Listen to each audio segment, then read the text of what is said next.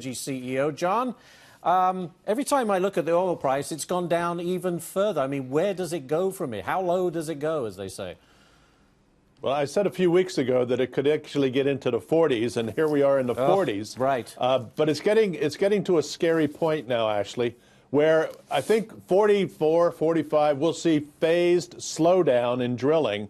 If we get below 40, we'll see rapid stopping of drilling, because the companies simply can't afford it. The business model doesn't work in the 30s. It barely works in the 40s. And so it really needs 50s and 60s to be viable, at least in the U.S. oil shale fields.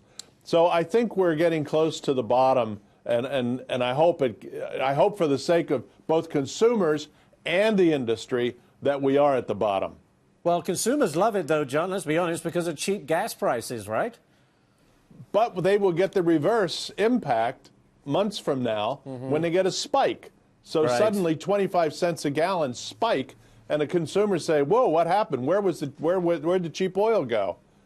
And then they blame the oil companies, not themselves. They blame the oil companies. I understand that, but aren't we swimming in the stuff right now that if we do start to slow down production, OPEC by over a million barrels per day next month, we understand.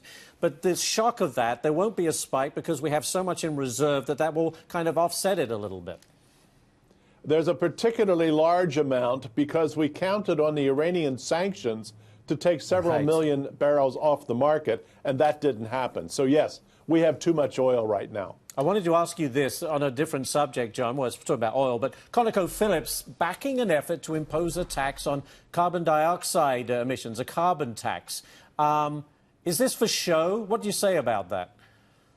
Well, in the first instance, I think over the past 3 or 4 years, there's been a growing recognition by the oil and gas industry that a price on carbon makes a lot of sense in terms of the future legitimacy of their business, or we call it license to operate in the industry.